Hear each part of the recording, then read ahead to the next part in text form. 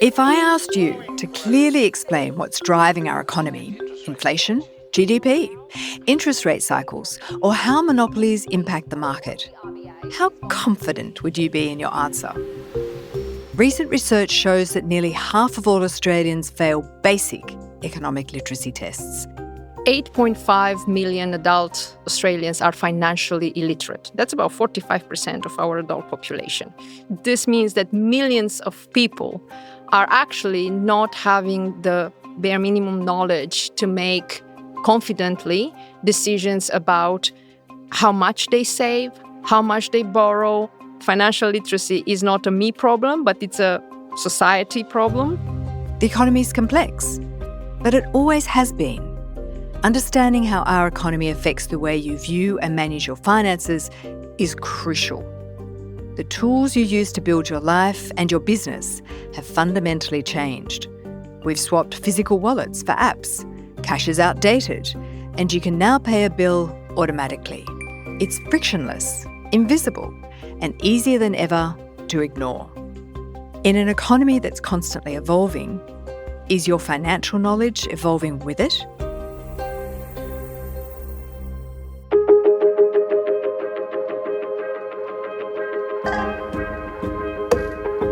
I'm Dr. Juliet Burke, Adjunct Professor at the School of Management and Governance, and this is The Business Of, a podcast by the UNSW Business School.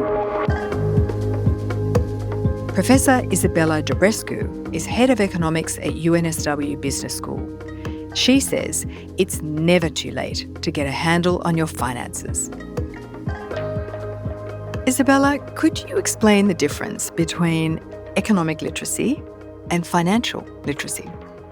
So I think when people hear financial literacy, they usually think about investing and about stock market. But the basic level, it's way more fundamental than that. It's about understanding how to budget and how to save and how much to borrow and what's your appetite for risk, how to make financial decisions with your money way broader than just the stock market. On the other hand, economic literacy, it's even broader than that. So economics at its core, it's about understanding incentives and trade-offs and how the markets are moving and how the prices get created. Where is that demand and supply intersecting? And why certain economic policies make sense more for some people and for others, and when to tax an activity and subsidize another. So overall is how decision-making at the level of individual businesses and then the government all interact together. That's why we're thinking of these two things in tandem, because without the economic literacy, you do not understand the decision-making. And why it's important to understand the decision-making is because we live in a world of constraints. We have limited everything. Limited money, limited time, limited information, limited attention. If you are economically literate, you understand how to make decisions in this constrained world, aka the real world.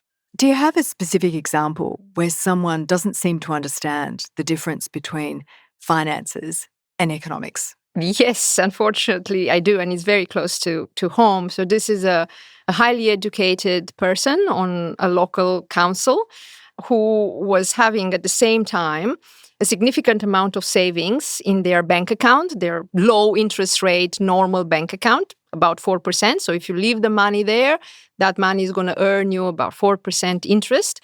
And at the same time, they were spending a lot on their credit card. So they were carrying a lot of debt on their credit card. And when you have debt, you also need to pay an interest. And on the credit card at that time, I think it was roughly 20%.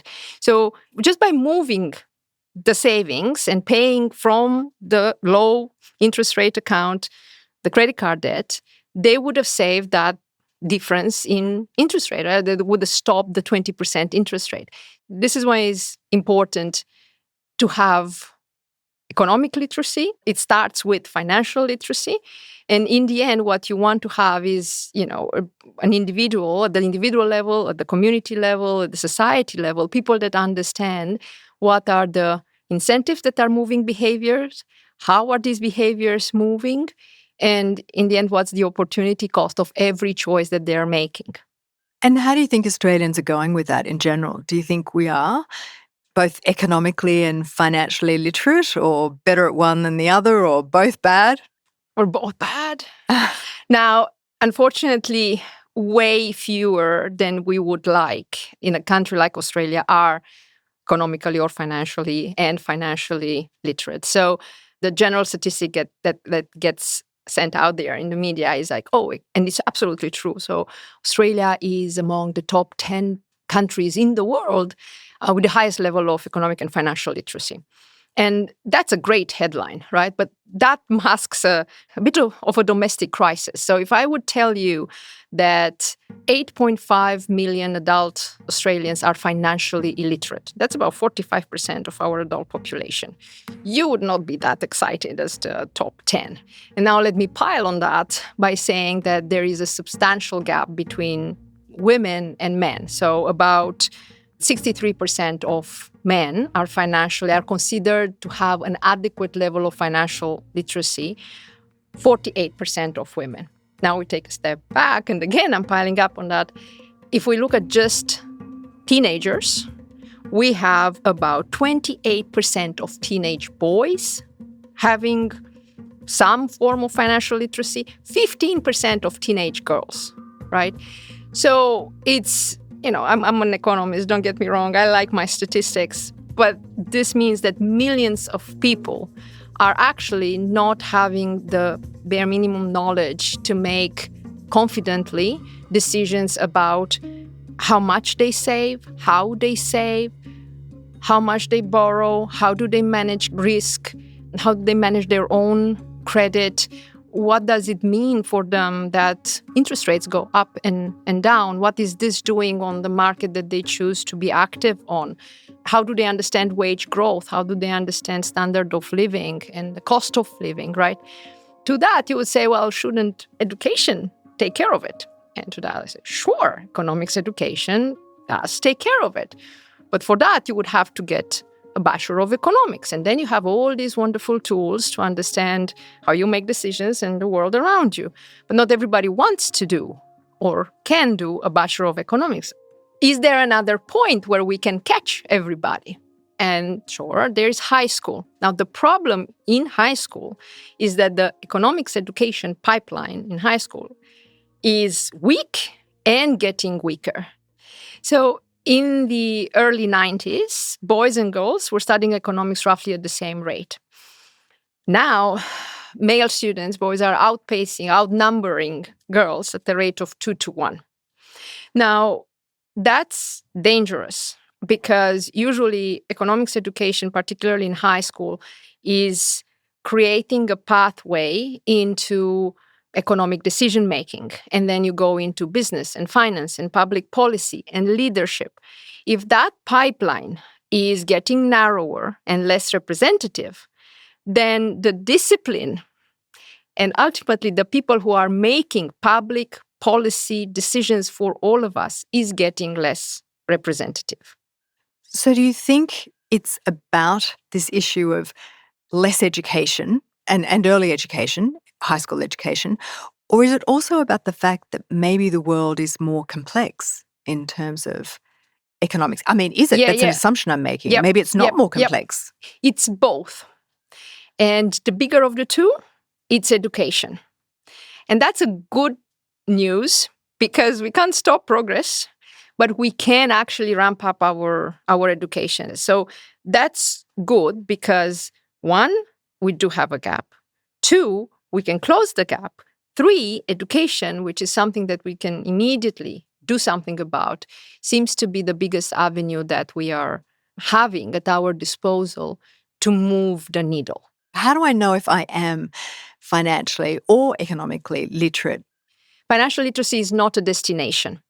It's about finding things, both about yourself, your preferences, what drives your behavior, your internal incentives, and about the world around you, and all the time adjusting your behavior to those external or internal factors. Because, I mean, think about it. Not even yourself stayed the same from one day to the other, let alone the world around you, right? Changing all the time. The economy is changing. The type of financial products that are out there are changing. The regulation is changing. technology is changing, and you yourself, your cognitive ability is changing all the time. So it's playing the long game. For instance, take superannuation and the black box of superannuation. Do you know what plan type you're in? Do you know how much you're contributing?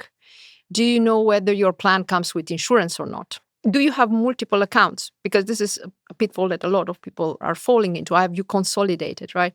So this is just one example of, look how many questions I've asked just about one single thing. And then, of course, you can go into bigger things. Do you know what inflation does to you? Do you know how, for instance, RBA announcing the interest rates go up and go down, it's not just going to impact the housing market. How is that trickling down? Because whatever happens in the market, in the housing market, is going to impact the second largest asset in your portfolio after your house, which is your super, right? And how is that going to impact the money you put aside for your kids to send them to school? Or how you are prepared in the end in terms of aged care, your will, your estate planning. And so it's all interconnected. And this is why you have to look at, it's all interconnected for you, financial literacy.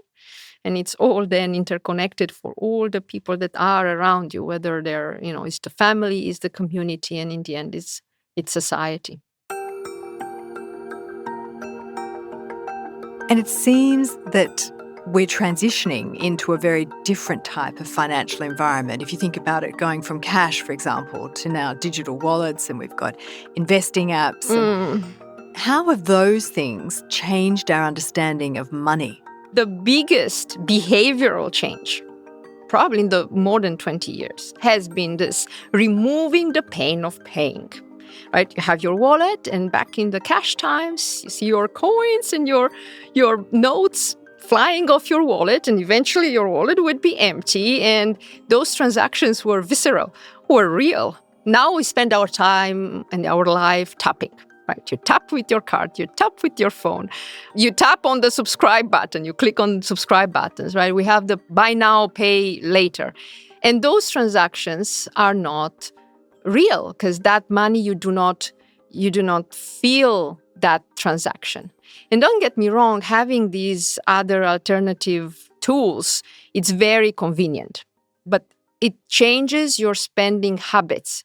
And behavioral economists have long said frictions matter. So putting even a small hurdle in front of the spending impulse of a person is going to just make them pause for a nanosecond. But that nanosecond is enough for them to evaluate whether they really want that good and service or not.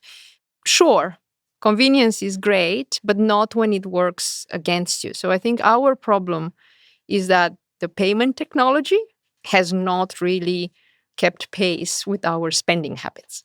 I'm curious about that because my daughter always pushes back on me, and she says that cash doesn't feel real to her. Cash feels like paper and nothing, whereas she thinks when she sees the electronic transaction, that's real. I'm wondering, so if this is a generational thing. What I'm saying is that the warning signals with cash, when we had cash, were there, and you could catch them earlier compared to digital. Because with digital, there's always the next thing to do. So unless, you put it in a calendar that 1 hour a month at least, you sit down and you take stock of your expenses, it's harder to do because it's you having to force yourself rather than looking at your wallet and say, okay, oops, now it's empty. I've hit my budget constraint, right? So like, that's it. And of course, the more we rely on digital economy, the stronger the financial literacy needs to be. You've used a lot of economic terms in this Yes. discussion, and I just wonder if you could break those down for people. They're all interconnected. So, of course, the easier is the interest rate, right? If you borrow something, then, and I've had this question from one of my students, like, if I borrow something, then I get that money and I get to spend it. And it's like, yes, but you also have to give it back. And you have to give it back with an interest. So you'd be surprised how few people understand compounding interest. And that is not just for loans. For instance, going back to super, a 1% difference in fees at the start of your life can compound to an incredible amount by the time you retire in 30 years. So we're going back to the triad in economics: individual, businesses, and society, right? A common misconception among people is that seniority and, being a business leader, a founder, a big shot executive automatically means high economic and financial literacy, means understanding what inflation is going to do to your business and to your employees and to your customers, understanding very well how cash flow is different from value creation, understanding very well, of course, interest rates and so on. And that's actually not true. It's not true. Nope. You know what? I remember this time I was speaking to someone and he had a very large business. And I asked him what his profit margin was. And he said to me, "What's a profit margin?" And I was so surprised. Yeah. He couldn't tell me whether his business was profitable. Yep. Is that common? It is. It is common. It's, again, not a matter of intelligence, not a matter of business acumen. Isn't it a matter of business acumen? Isn't that fundamental to understanding your business, if it's profitable or not? I think the acumen understood as instinct, right? There is a bit of this glow when someone is coming out of nowhere, right, and is taking the market by surprise, and they have very little knowledge but a lot of instinct. And usually those people are those who are reading a lot. So they might not have all the degrees to prove it, but they are people who are self-taught. But yes, unfortunately, it's common, and it is dangerous because, if I don't understand my budget and I go bust, there will always be someone to catch me, right? And then this is the problem with a person being in financial distress, right? They are stressed, they have lower well-being, they are less resilient to shocks at work, they can have trouble concentrating, that's productivity loss. Now, the cost is transferred to the business who's now losing productivity. And finally, eventually, the cost is being transferred to the government, both because the economy is losing productivity overall, but also because they need to step in with support services. So to some extent, someone is going to catch the individual. But the problem is much bigger when you're dealing with the business, because the leader needs to understand the market, how prices are fluctuating, then everything that has to do with regulation, why the government is taxing some activities, subsidizing others. Also, they need to understand their workers and what motivates them, how to support their productivity, and the customers. I think you've been experimenting with some new ways to teach complex economic concepts. Can you tell me about Step Up and Playconomics that you've been doing at UNSW? So Step Up is the UNSW's financial literacy outreach program for high school kids. And the engine of the entire program is Playconomics, which is a video game that is allowing students to experience economics rather than being taught at economics, things, facts, concepts. What drives the success is that people and students can actually experiment with things. They see the consequence, that they go back and they redo those decisions and they see how the effects are changing. And this way they can actually see in real time what the mechanism behind and how, you change one thing here and then an entire suite of things are changing, not just one, the most obvious one.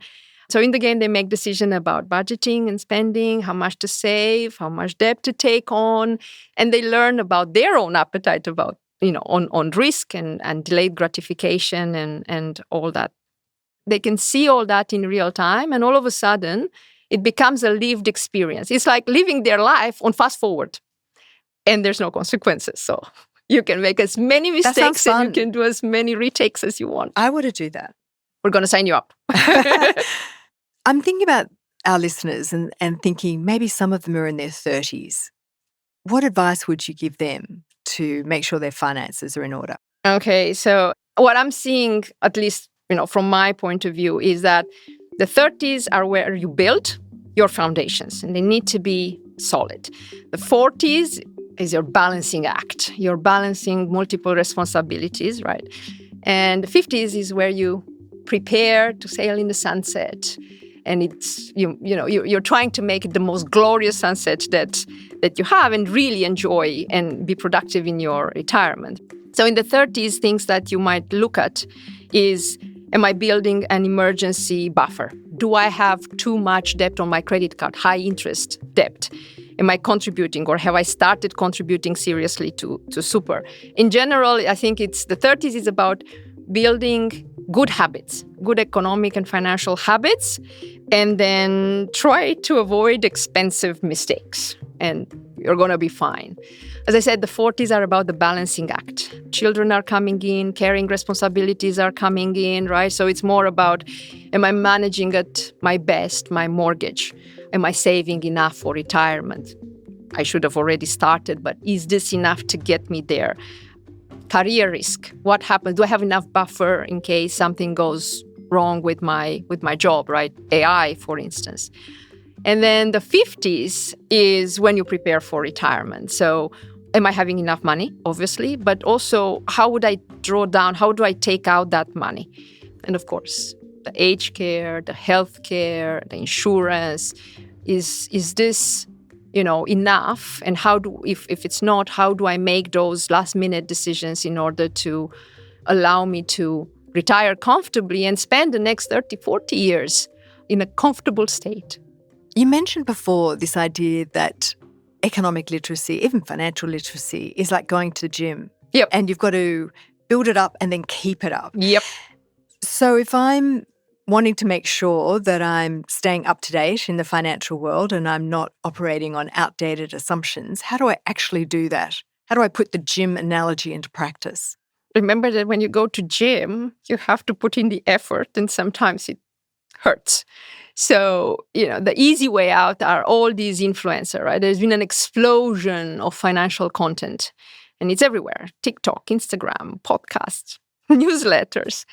But some of it is really excellent, and it can make financial decisions accessible and practical and engaging. Remember that what we want is not perfection, is engagement, right? Some of it is not. And the problem is that social media is really rewarding entertainment. And it's rewarding the wow factor over accuracy. So the way to look at all these influencers is they are complementing your learning, but not substituting the evidence.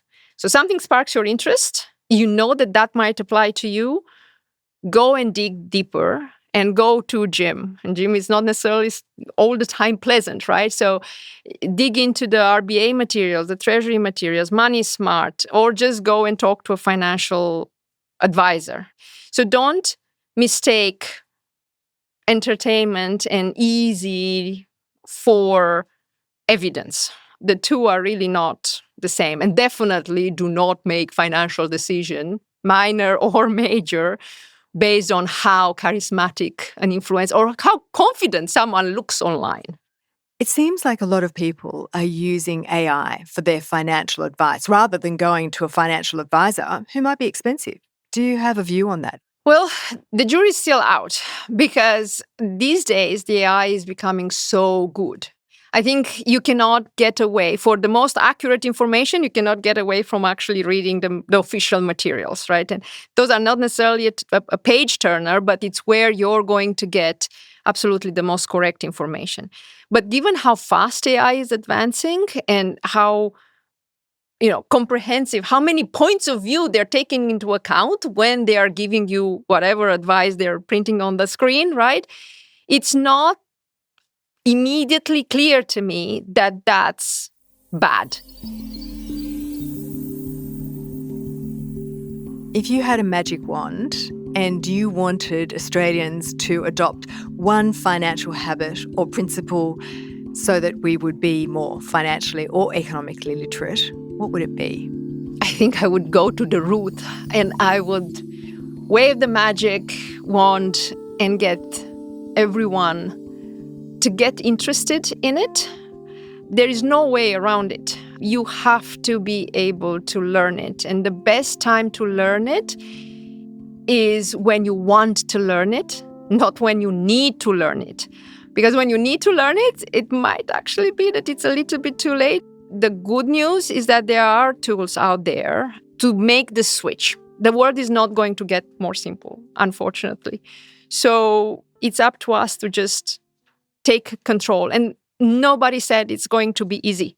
So this is not a matter of easy. But I think the faster I can wave my wand and get people to realize that financial literacy is not a me problem, but it's a society problem.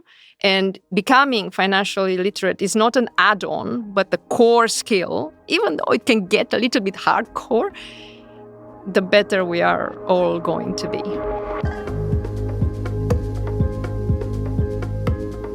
That's Professor Isabella Dobrescu, head of the School of Economics at UNSW's Business School. If you want to hear more about the future of money, listen to our episode on the digital economy with UNSW Vice-Chancellors Professor Richard Holden.